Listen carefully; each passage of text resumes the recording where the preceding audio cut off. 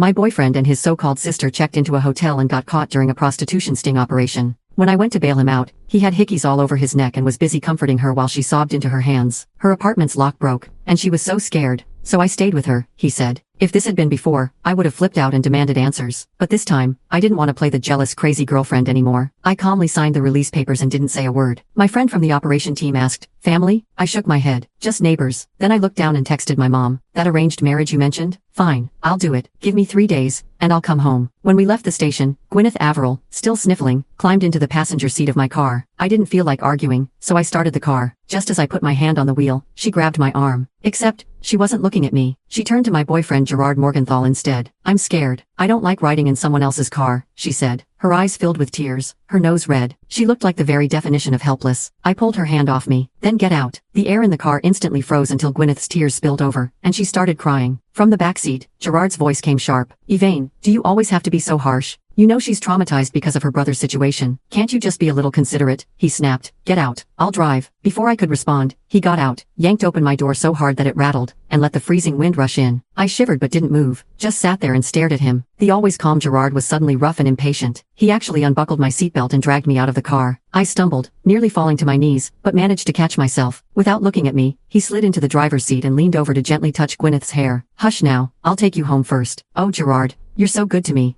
Gwyneth said, throwing me a smug little look. Before he drove off, Gerard left me with one sentence. "You're an adult. Figure out your own way home. I'll be back after I drop her off." I stood there, frozen, as their car sped away. Before they turned the corner, I saw that bitch lean over and kiss his cheek. Just then, my phone buzzed, and I picked it up with my fingers still stiff. "Sweetheart, did you see Glenn's photo? Glenn London. The guy my mom wanted me to marry. Tall and good looking." On the other end, my mom sounded relieved. "Oh sweetheart, you're finally growing up. Your dad's getting old. Over the years he's been furious about you running away from home. It's good that you're coming back." I looked up at the insects buzzing around the streetlight. My thoughts scattered. I ran away all those years ago because I didn't want this kind of life. Then I met Gerard, and for a while, I thought I'd hit the jackpot. 7 years. I stood by him through everything from nothing to something, but every time I brought up the future, he'd just say, "It's too soon." I had quietly terminated my pregnancies because of that, more than once. I was so naive, thinking his love alone would be enough, but now, I can't take it anymore. In the end, I took a cab home. Gerard must have felt guilty because he came home not long after. He walked in just as I was packing my things. Clothes were out of my wardrobe, most of them stuffed into bags already. "Why are you packing your clothes?" he asked, looking uncertain. "Decluttering," I said flatly, hoping he'd just take a shower. The cloying scent of perfume on him made me feel nauseous. He hesitated for a moment, not sensing anything amiss, and continued talking to himself. "Well, losing it might not be the worst thing. When we get married, we can just buy another one, or maybe even upgrade to a bigger place. What do you think?" Gerard sounded like he was seriously picturing our future. He kept sneaking glances at me, watching for a reaction. I noticed of course, but I pretended I didn't. Normally I'd be over the moon, probably crying happy tears. But now, I didn't feel like shedding even a single tear for him. My coldness killed his vibe. He could tell I was upset, but he wasn't about to try and fix things. The fact he'd even made an effort tonight was rare enough. When he went to shower, his phone started buzzing non-stop. The noise was driving me crazy, so I picked it up and glanced at the screen. Gwyneth had sent him a bunch of photos, wedding photos of the two of them, some in classic outfits, some in modern style. My chest tightened, the pain dull but heavy. So, this is how it was. His impatience was reserved just for me. I thought back to the time I'd excitedly dragged him to look at wedding outfits with me, but he bailed on me every single time. "It's all the same. Just pick something," he'd said.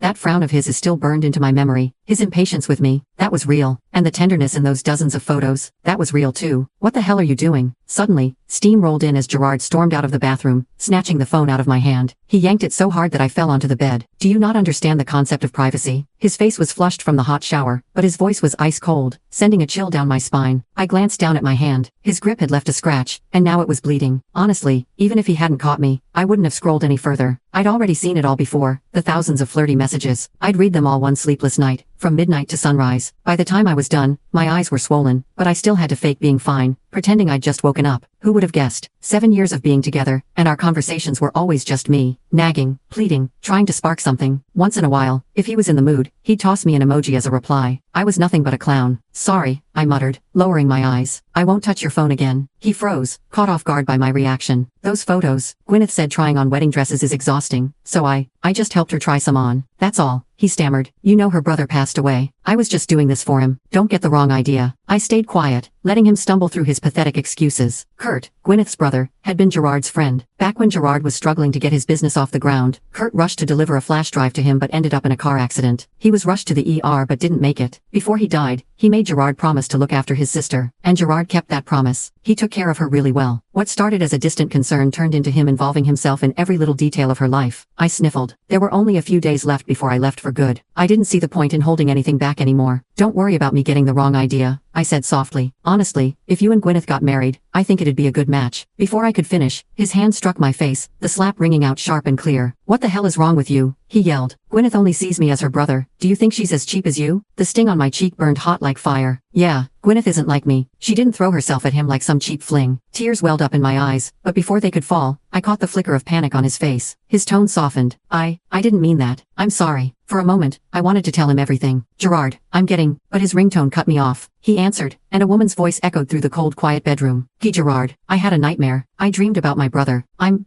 so scared. Hey, it's okay. I'm on my way now. Gerard's voice was anxious as he threw on some clothes he could find, ready to leave. Just as he reached the door, he paused like he'd remembered something. What were you about to say earlier? But I'd already tucked my emotions away. Nothing. We'll talk when you're back. The next morning, I woke up to an empty bed, his side untouched. With just a few days left before I was planning to leave, I went ahead and quit my job. Most of the clothes I packed last night were meant for donation anyway. I carried the bags outside to meet the delivery guy, but the noise across the hall stopped me in my tracks. The place was buzzing with workers hauling in brand new furniture. Even in the crowd, my eyes landed on Gerard instantly. He had his arm around Gwyneth's shoulder, directing the workers as they arranged the furniture. That attention to detail? Classic Gerard. When we moved in together, he did the same. Took time off work to oversee everything personally. Home should feel just right, he'd said back then. But now, the home we shared barely had any trace of him left. Miss? Hey, miss? Your shipping code? The delivery guy's voice snapped me out of it. The noise must have caught their attention too because before I knew it, as soon as the delivery guy left, Gwyneth came bouncing out. Hey, she began. I've been having too many nightmares, so Gerard bought this place for me. We're neighbors now. She leaned in close, playing up the wide-eyed innocent act. Her exaggerated blinking was almost comical, but I couldn't bring myself to like her, no matter how hard I tried. I turned to leave, but before I could get far, she suddenly stumbled backward, as if some invisible force had shoved her. She crashed into a worker moving a cabinet and hit the edge with her lower back. Ah! Her cry of pain was laced with tears, and Gerard came rushing out at the sound. He immediately pulled her up, his hands gently massaging the spot where she'd hit. Concern poured out of him in waves.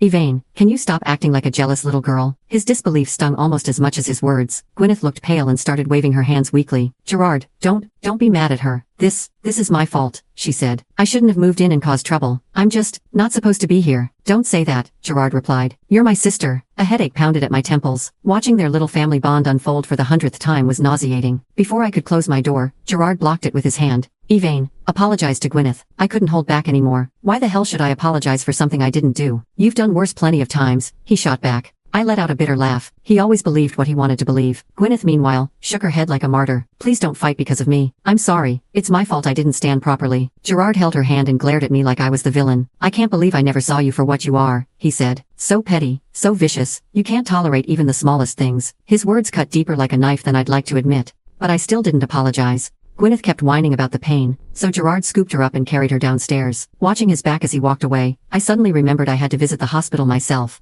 My sleep had been a mess for ages. I couldn't even pinpoint when the insomnia started. After going through bottles of melatonin, I finally decided to get some actual help. The hospital wasn't too crowded today, and I got my prescription quickly, but on my way out, I saw them again. It wasn't surprising really. This was the closest hospital to our place. Gwyneth was in Gerard's arms, cradled like a princess, while he carried her meds in one hand. People couldn't help but stare as they passed, envy written all over their faces. Look at her boyfriend, I heard a pregnant woman say, elbowing her own man.